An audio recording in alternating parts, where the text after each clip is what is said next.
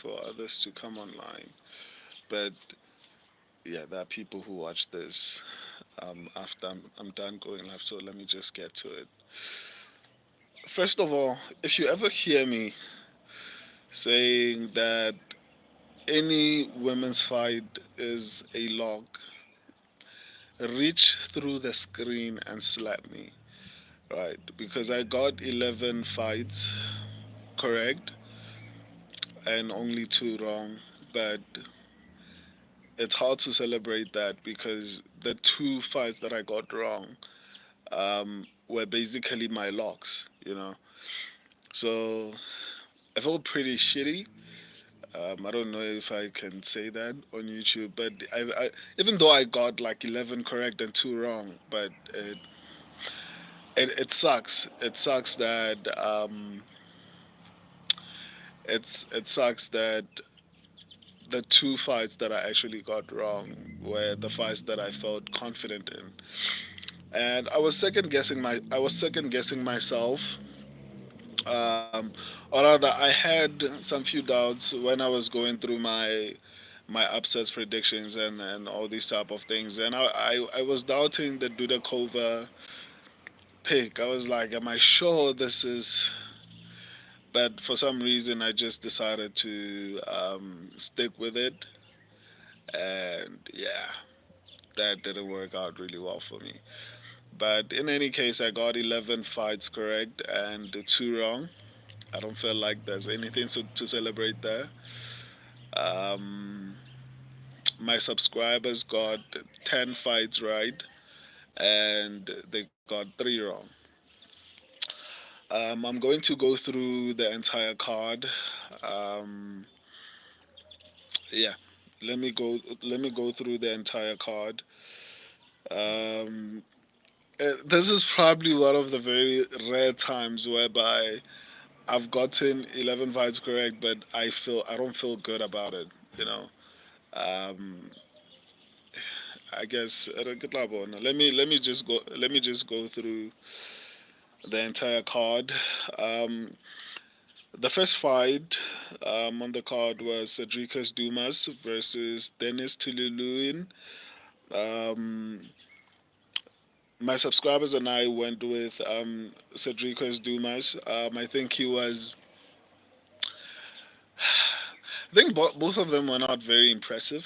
Um, it's sad that people like Dennis, people like Tony Ferguson. Okay, Tony Ferguson has earned his stripes. So let me not add him to this list. But people like Dennis Tiluluan, who is going to be 11 and 11 in his next if he loses his next fight, if he loses his next fight, he will have a record of 11, 11, and I think an O. So he would have lost as many fights as he would have won. He is still in the UFC, and people like Muhammad Makayev, who has wins over ranked contenders, who is undefeated, who was in the top five, is being let go. You know, it's sad, but um, there's nothing really great to say about this particular fight, except that I got this fight right. I don't see any abilities from either of them that tells me that they're going to be ranked anytime in the future, not just even anytime soon. I thought Cedricus Dumas would eventually improve, but it doesn't look like he's going to improve because he's been fighting this way for a very long time. So yeah, there's honestly nothing much to say about that. Hey man, how are you, David? Um, Anyway, on to the next one. Jai Herbert versus Rolando Bedoya. My subscribers and I went with Jai Herbert. I was surprised to see how many people were picking Jai Herbert. I mean, Rolando Bedoya. I was like, the only concern I had with picking Jai Herbert was because he was moving down. So in my head, I was like, whenever someone moves down, it improves their ability to fight, or rather, it increases a couple of things for them, especially if that person was heavier at the weight class that they were in. So I thought it would improve his ability to fight. That's why I was like, I'm not sure about this one. But Jai Herbert was my subscribers and I's pick. Um, and I felt pretty confident, but there were so many unknowns about him moving down. I felt like he would have probably looked better. He was training with elite fighters. Like everything around that scared me a little bit about my pick. But you know what?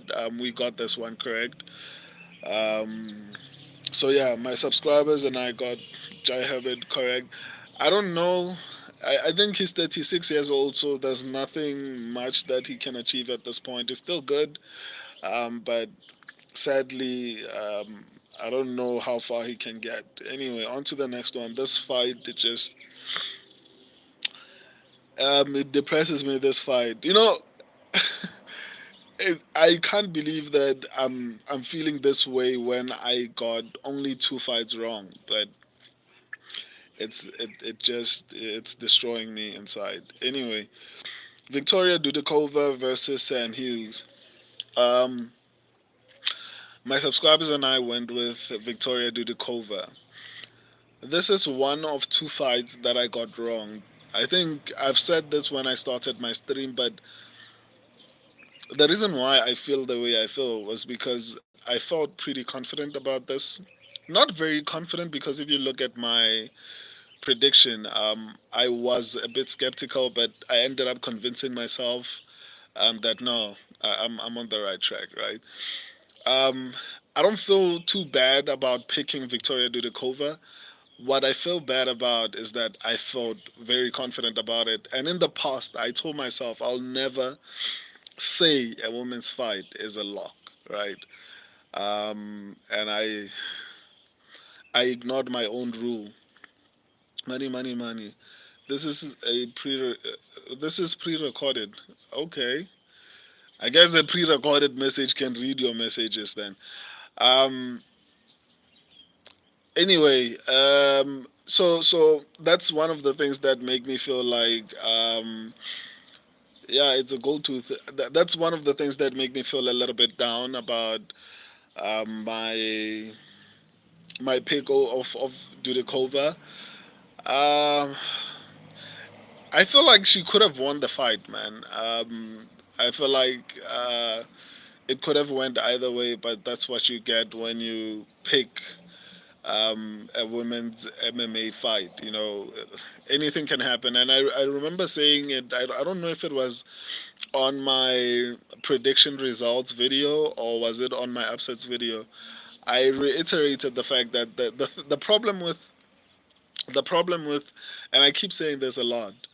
The problem with picking in women's MMA fights is that in one fight that person can look like a future champion, and then in the other they look like they shouldn't be even be in the UFC. And to be fair to Victoria Dudikova, it wasn't a bad performance. I think Sam Hughes, was doing all she can in order to win that fight. I think one of the biggest reasons why Dudikova lost that fight, I think, was largely because of her gas tank. I saw her getting tired in the first round. Obviously, she managed to recover and get back into the fight, but I think one of the biggest reasons she lost was because of her gas tank.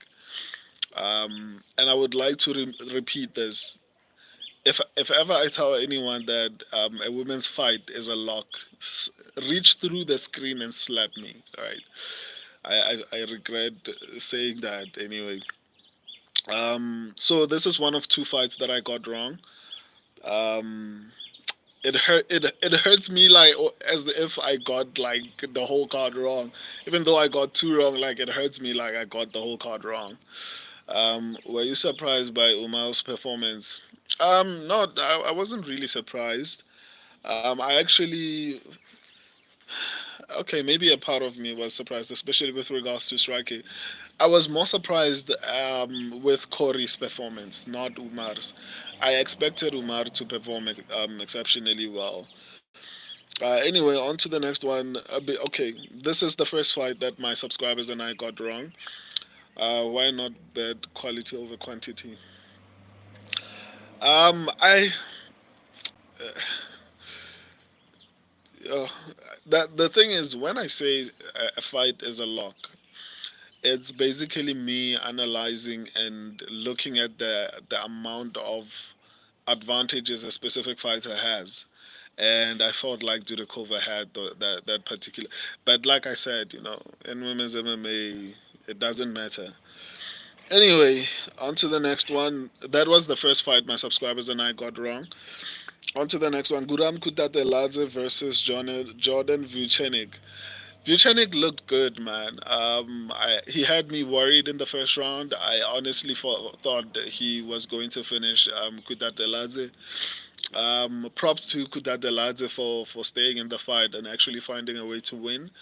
But I don't know how the fight would have looked if Vucenic was not coming in on short notice. The dude is actually good, better than I actually thought he would be.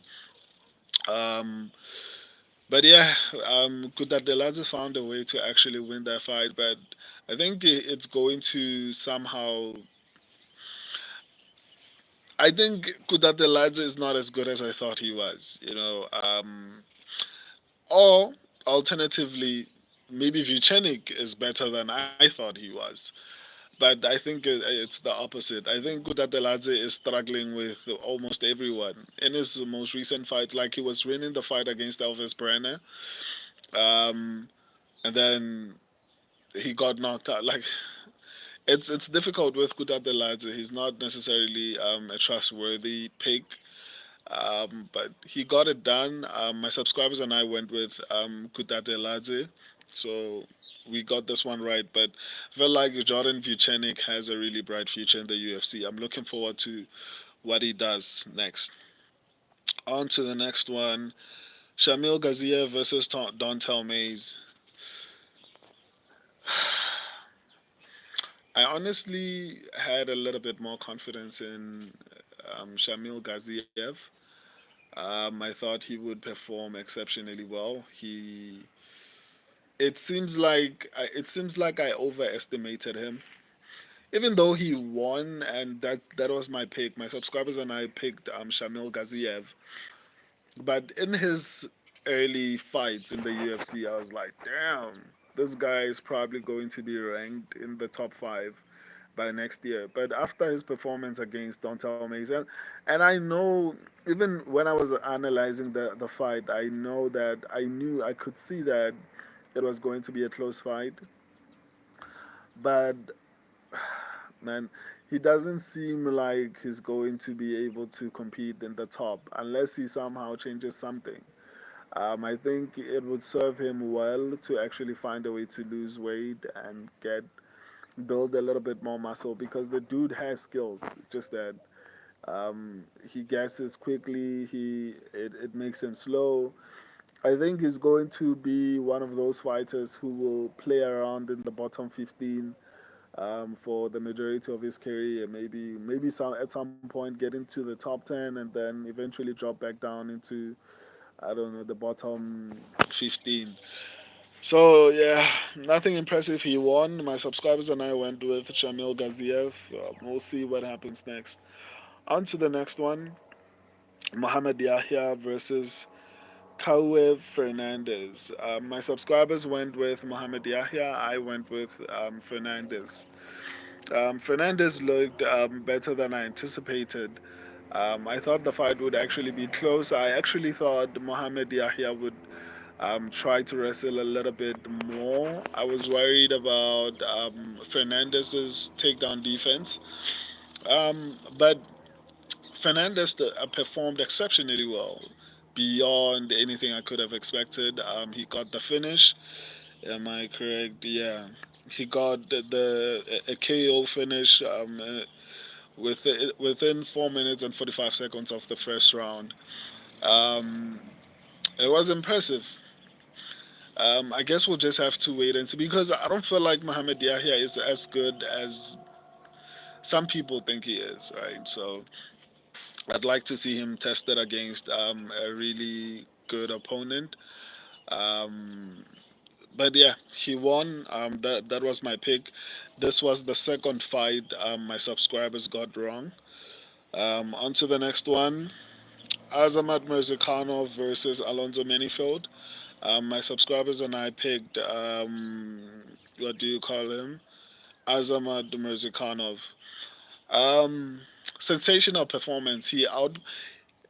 This was one of my locks, but I don't think it matters because what's the point of having locks if not all of them are locks, right?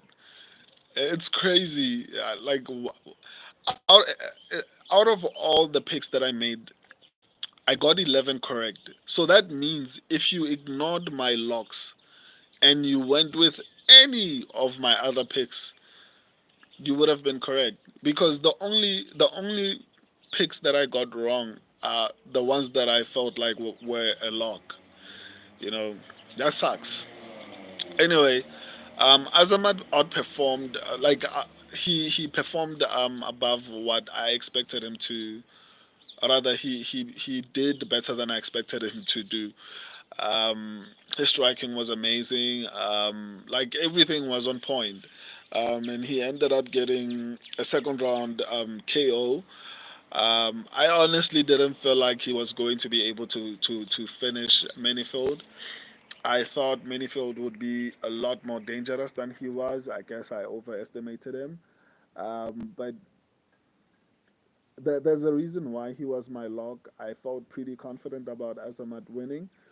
I was just worried about Minifield's ability to finish a fight, especially how he went at Carlos Olberg, right? Because um, he looked faster, but being reserved, I guess, worked against him in a sense because now Azamat was able to piece him up and ultimately finish him. That was a great performance. I mean, lightweight does not have light heavyweight, is it? Yeah, light heavyweight does not have that many skilled fighters, especially in the bottom 10, right? A lot of skilled fighters are in the top 5. Like outside of maybe Khalil Roundtree and Carlos Olberg, I can't really think of anyone who's outside the top 5 who I would say is extremely talented because a lot of the fighters who are extremely talented are in the top 5. So I feel like Azamad could, I don't know, find a way to get into like the top 5, but he's getting older now. So if he wants to make a title run, I think he should be a little bit more active. So he should try and get a fight before the year ends and maybe try to get a top 10 fighter because I think he's 34. And I know at lightweight it's different, but age is age, right? Um, anyway, my subscribers and I got this one correct. On to the next one. Joel Alvarez versus Elvis Brenner. This one irritates me. Um, this was the second fight and the last fight that I got wrong on this card. My subscribers went with Joel Alvarez. I went with Elvis Brenner. When I was analyzing this fight, I saw it as 50-50, right? So I thought it would be a coin flip. I didn't take into consideration the reach, right? So that's something that I'm going to start taking into consideration. Um, I got 11 picks correct because I wasn't considering reach. So I think if I was considering reach, I would have gotten 12 out of 13 correct because yeah, I think that's one of the biggest flaw in what I in my considerations basically. And this is not the first time reach burns me basically because in the fight between was it Joshua Van versus Jose Johnson, I think it was Joshua Van versus Jose Johnson. I didn't take into consideration the reach, and Jose Johnson ended up winning. Right, so and that those are not the only two examples whereby I ignored the reach and it came back and burned me. So I think I need to start considering the reach. I've added it to my other videos, my shorts basically. So Um, yeah, that was the difference maker. Unfortunately, Brenner out of this is the two fights that I got wrong. Dudakova and Brenner. Basharat and Gutierrez is off. Ah, damn. This card now has 10 fights. I think they will probably add a couple of other fights. I'll update the fights as time progresses. Um, but this card now, it's no longer. I think that's what the UFC is doing right now. I think they give us not entertaining cards. Um, Usually before, what do you call it? Before a pay per view, so that we get extremely excited for the pay per view. Look at what they did before, and I think it's a recent thing. Look at what they did before UFC 304. We were getting women's main events back to back. I think the Rose Namajunas versus Tracy Cortez fight night wasn't that bad. It was only the main event that was not as great, but the fights on the card were decent. But Lemos versus Jandarova was not great. But anyway, I think it's what the UFC is doing, just feeding us, horrible fight nights a week before the pay per view, so that maybe they increase the pay per view sales. I don't know, but I'll update the fight as if they add new fights to the card.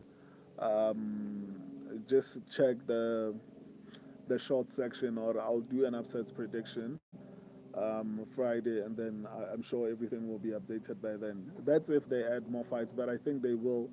They hardly ever have a card with less than 12 fights. So I'm assuming they are going to add two more fights to the card. So yeah, this was the second fight that I got wrong.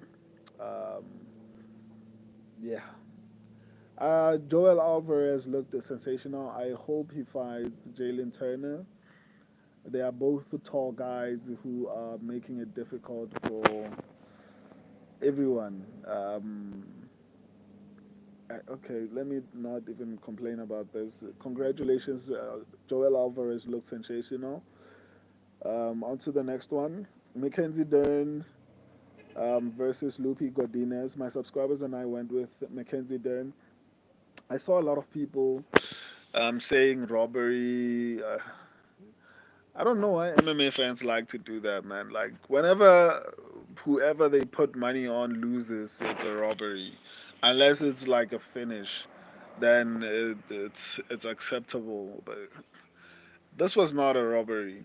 Like Mackenzie Dern was doing a lot more. She was mixing up everything. Like she did, she won the fight. Like it was clear once the fight was over. I was like, okay, Mackenzie Dern got it. But I knew it was going to be a close fight.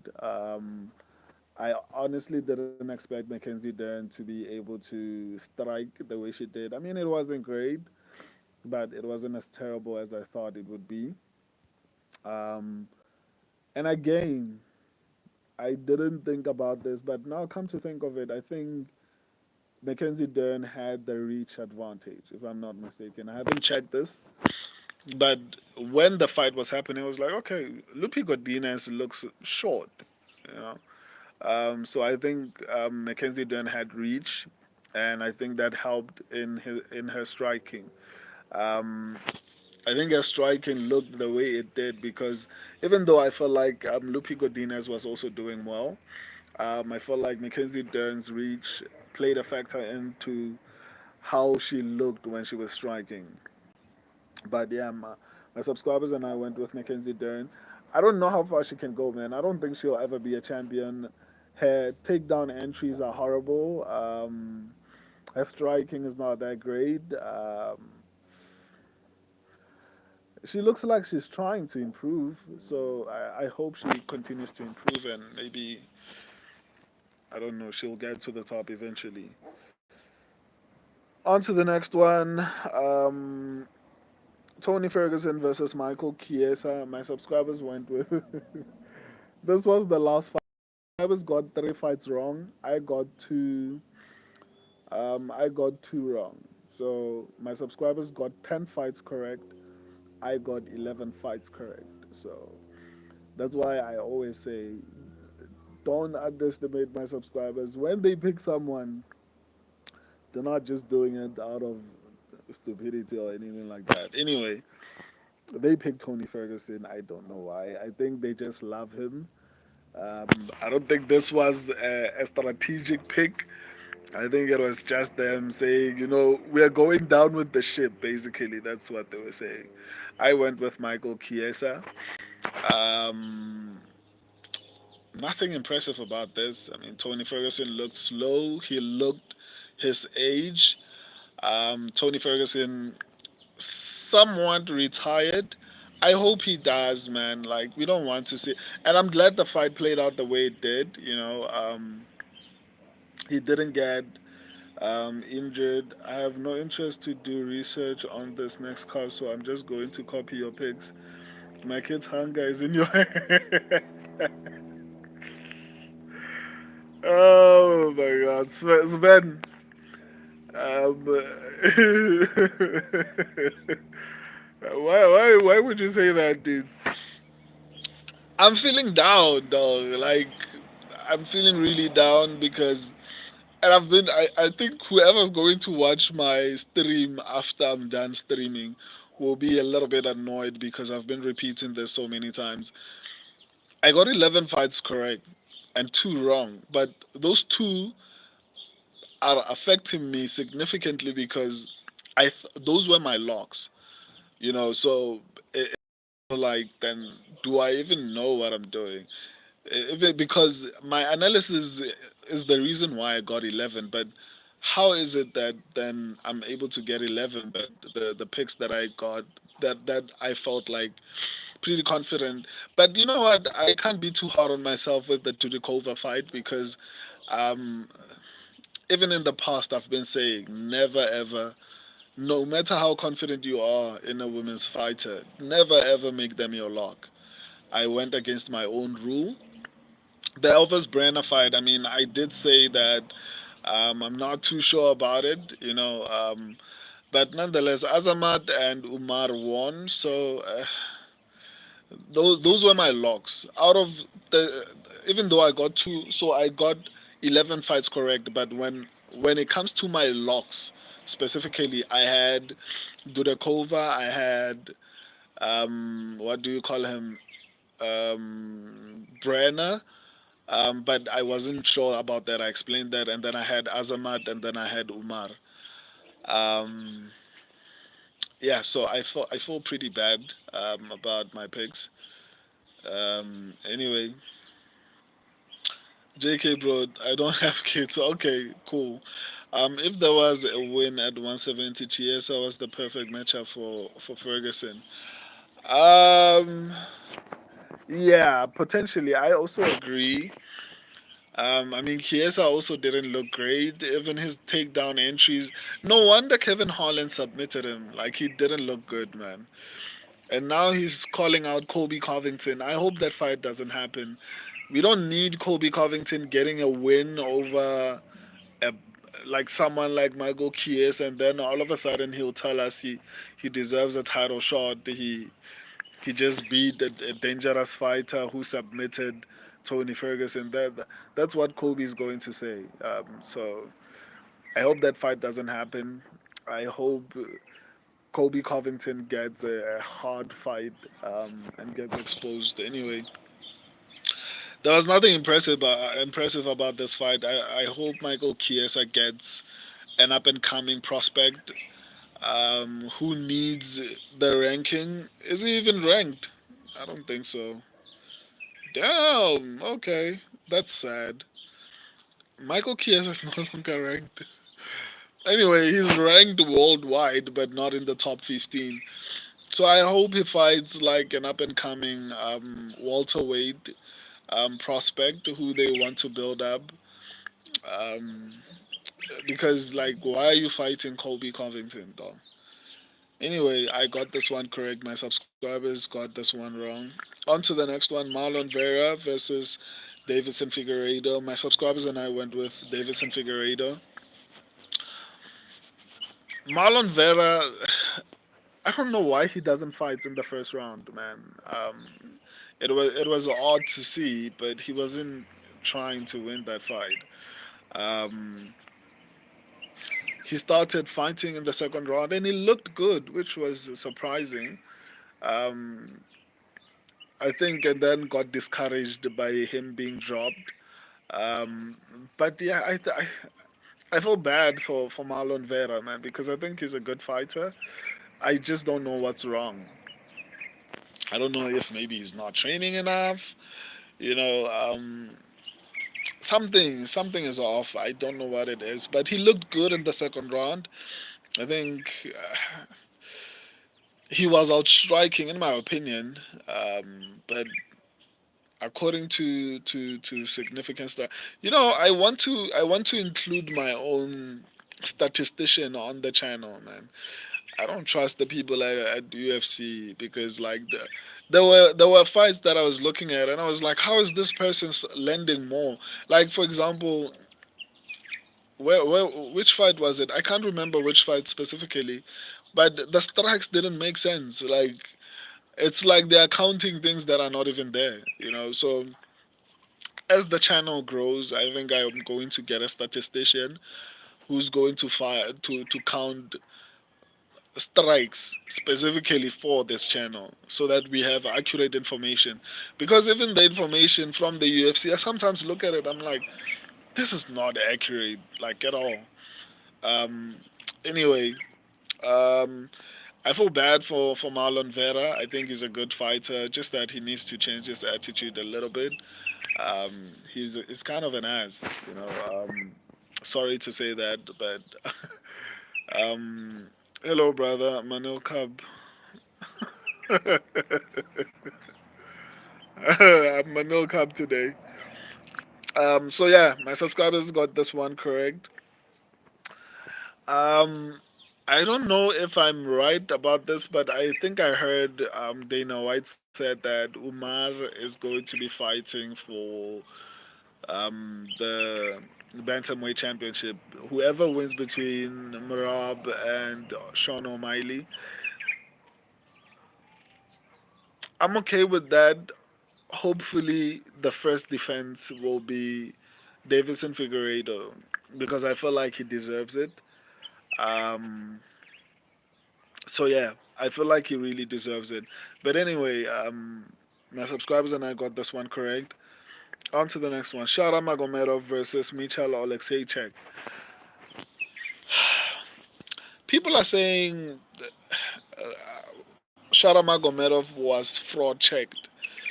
And honestly, I disagree, man. I feel like even in my analysis, even if you listen to my breakdowns, even if you watch my videos, I said this fight was risky, even though people were expecting him to finish Mitchell.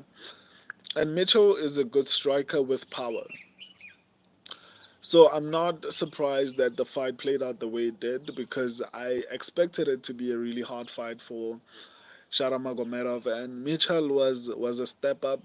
Even Shara said it, like it's not a favorable matchup for him because and especially I think the fight was put together on short notice if I'm not mistaken. Um, Marvin Vittori calls out Shara for December.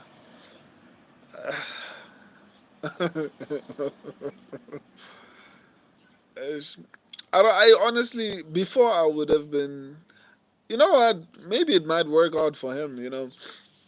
But even if he beats Marvin Vittori, I hope the UFC does not allow that to happen because it's they are going to rush him and he's going to lose. I think the UFC should give him, and people are going crazy and saying, why is he calling out Nick Diaz? I don't have a problem with it because he still needs to develop, right? He still needs to develop his striking, even though it looks good. I still feel like he needs a little bit more experience in the UFC. He still especially needs to develop his ground game.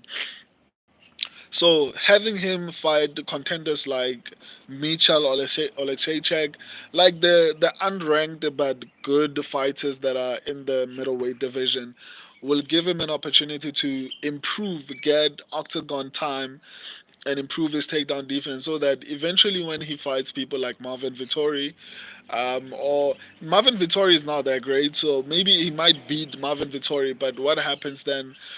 He has to fight someone like Robert Whittaker, who's going to take him down immediately. Someone like Hamza Chimaev, who's going to probably be able to take him down immediately. There's so many um, not great grapplers, people like Jack Hermanson, Brandon Allen. They're going to take him down. Vittori is not go. Who has Vittori subbed, dog? Like, when was the last time Vittori finished anyone? Like, why, why are you saying Shara gets subbed by Vittori? Vittori does not submit anyone. I still, I don't think he's ready. I think there's a possibility Shara can beat Marvin Vittori, but I still feel like it's not a good move. If Mitchell can lock up a rear naked on Shara, so can Marvin. I don't know, man. I feel like the threat with Mitchell Alexeychek was because he has the ability to knock you out. He dropped Kevin Holland, and I said this in my breakdown. That's why I was a little bit wary. That's why this fight was not one of my locks, was because Mitchell has knockout power. Right, he dropped Kevin Holland. Kevin Holland is a good striker. I'm not going to go as far as saying incredible, but he's a good striker. Um, and he dropped him, right? Even though Kevin Holland ended up submitting him, it shows how much power Mitchell has. So he dropped Shara as well. Round one didn't count though. Odd. I don't know if that was him dropping him. I think it was maybe maybe I was watching the card with a broken heart, so maybe I didn't see that. I like Peter, and I'm a guy. I'm guy. Uh, okay, so I think it was Mitchell is a really good fighter. Even though he's on a losing streak, I think he's a very dangerous fighter. So I feel like people saying him, they need to give Shara Robocop. It's too soon, guys. It's too soon. It's too soon. I think he should fight Lee Roan. Is it Leroy Duncan? Yeah, Christian Leroy Duncan. Yeah, I think that's a better matchup. Not Robocop. No, not yet, man. I would be okay with Christian Leroy Duncan. Um, I think Christian Leroy Duncan has the grappling abilities to make Shara train for that, and improve his skills. That this is what I'm talking about. Christian Leroy Duncan is a really good fighter. He's not extremely excellent everywhere. He's a good striker. He can grapple, so it's going to be a really good challenge for him and an opportunity for Shara to improve. But at the same time, he's not Hamza, who's going to come in there and just dominate him, right? So there's an opening for him to improve and to gain new skills and to gain a bit of experience in the octagon. So I don't agree with them rushing him. What if he beats Marvin Vittori? Then he has to fight Brandon Allen. He's going to lose that fight probably. Um, so I don't agree with that. I think he should get the same treatment that Bo Nickel is getting. Bo Nickel is like one of the most incredible wrestlers, but he's been given these layups for him to gain experience. So I don't see why Shara Magomedov should actually be rushed when Bo Nickel is arguably more qualified to be fighting higher ranked fighters, and yet he's still being babied. So I feel like the Shara should also get the same treatment. That's why I don't have a problem with him calling out Nick Diaz because he needs the experience. I don't feel like he's ready for the top 15 yet. Let me reply. Uh, they need to give him CLD needs a rebound, so that's good. Yeah, I don't think if it's gonna be a rebound, but yeah, that's a good fight for me. I think CLD is a good fight. They can build Bo Nickel by giving him Shara. Then he will have the he beat the Dagestani high.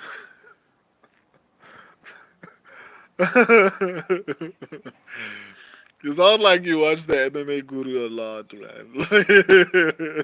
The things that you're saying.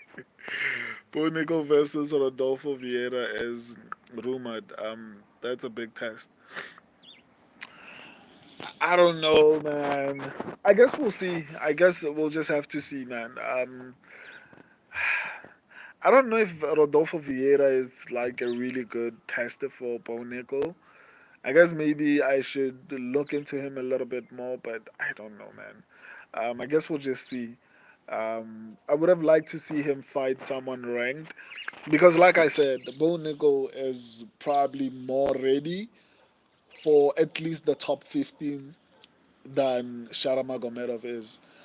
Having a wrestling base and with some decent striking is good enough for you to actually start fighting ranked fighters. I mean, look at Hamza.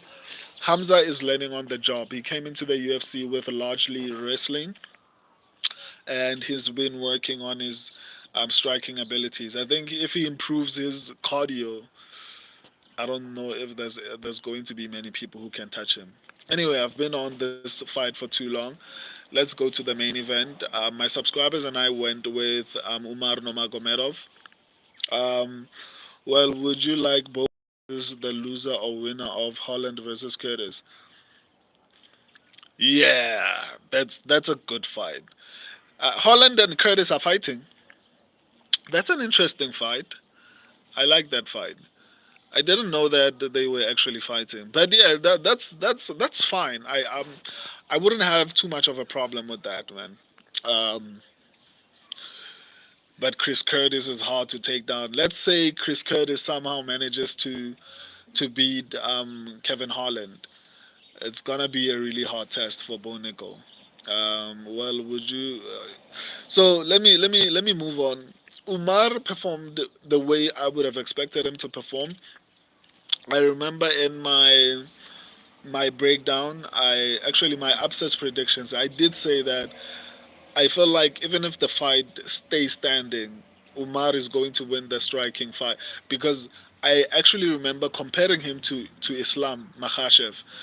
I did say that for me personally, Umar is the inexperienced version of Islam Makhachev for the bantamweight division.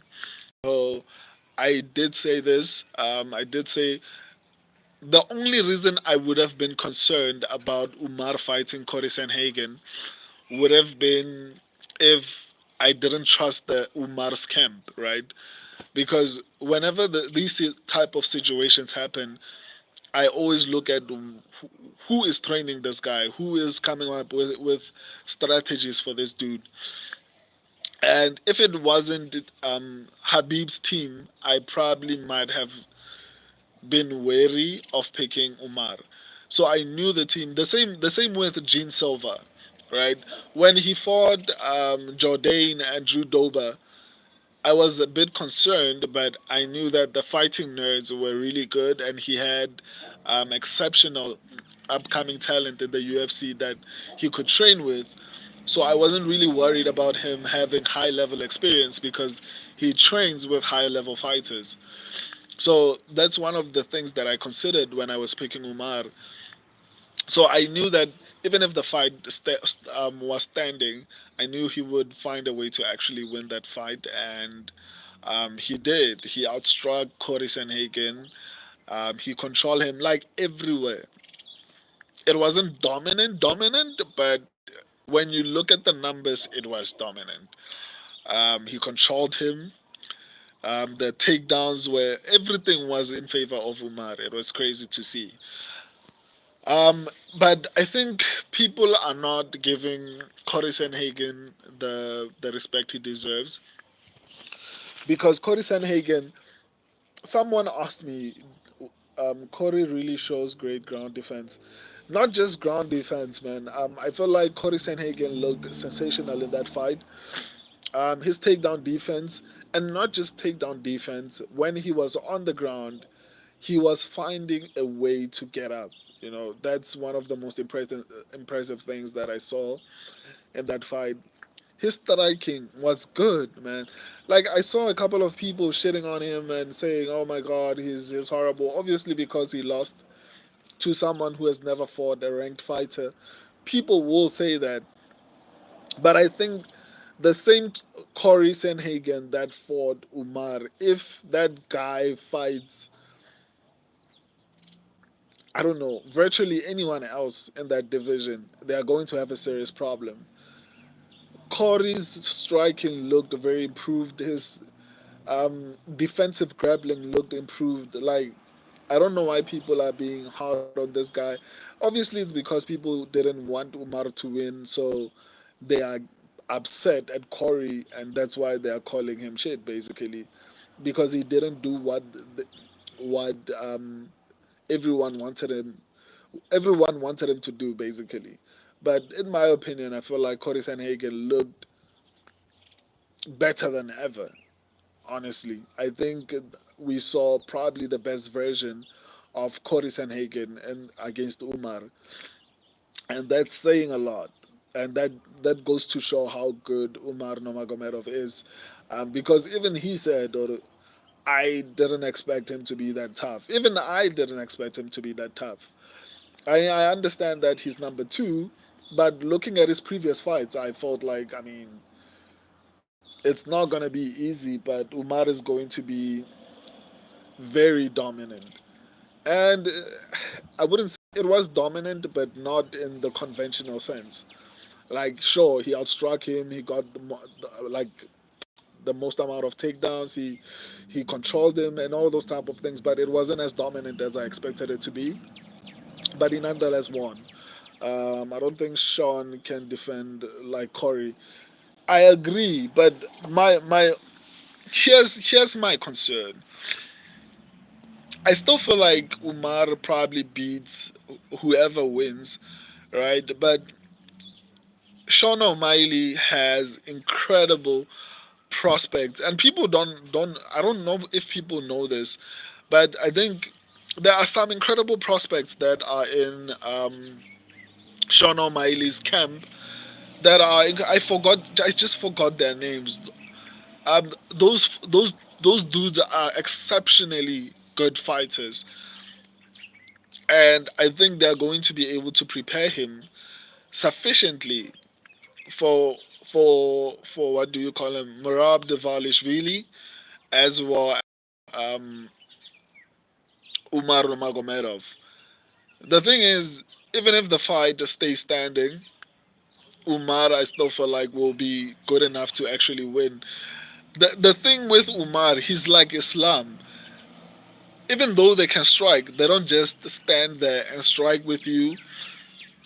They mix in the takedown so that you don't get comfortable striking with them, so that you hesitate and you do. And because they are good strikers, they're not just grapplers who can strike. They are actually good strikers.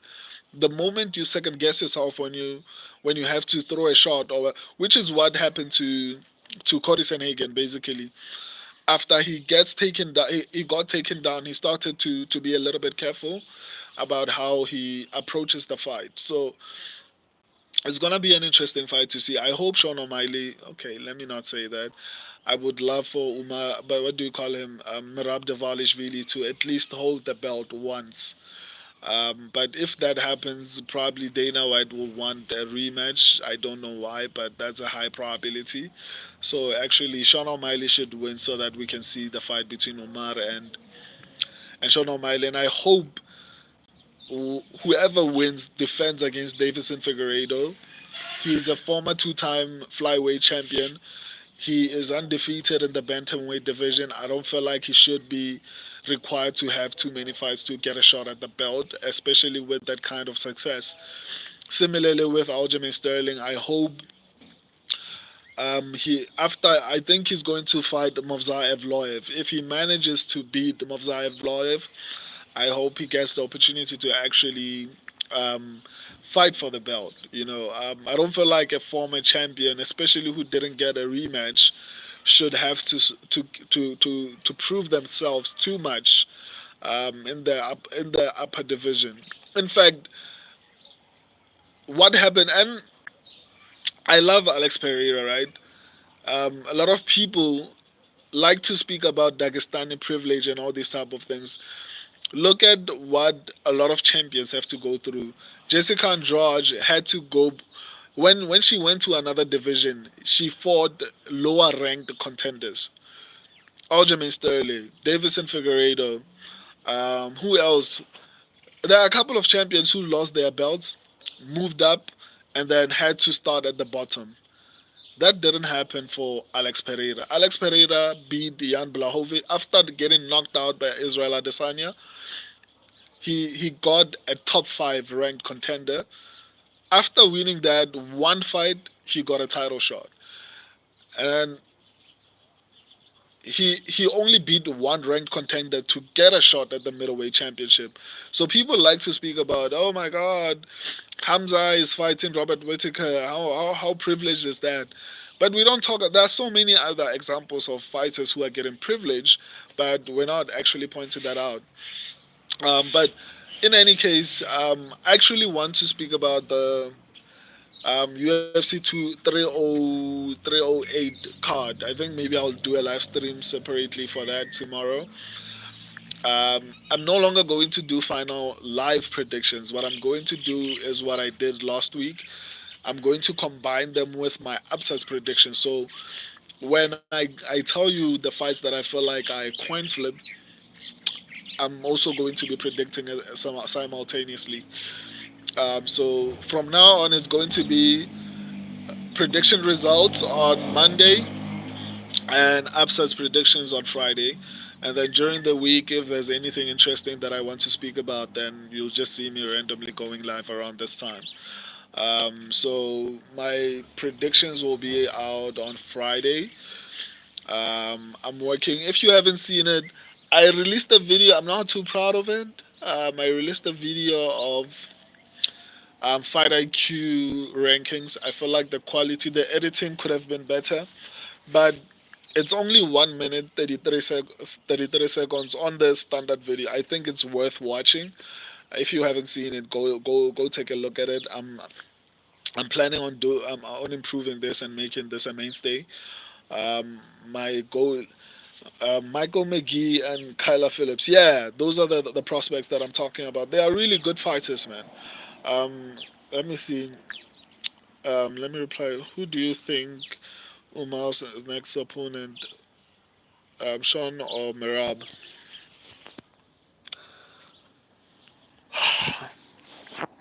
I don't know. Sean Almighty has reach. He's an incredible striker. I think he will be able to defend because Merab has one is sort of a one trick pony, respectfully so. He does what he does really well. You know, it's kind of like okay, let me not make this comparison, but nonetheless, I feel like he does what he does really well. But if you can neutralize that, I don't know if Mirab is going to be able to strike with Sean O'Malley. It's going to be interesting. Plus, Sean O'Malley will probably have the reach advantage. It's gonna be very interesting. I think we'll talk a little bit about it in depth tomorrow.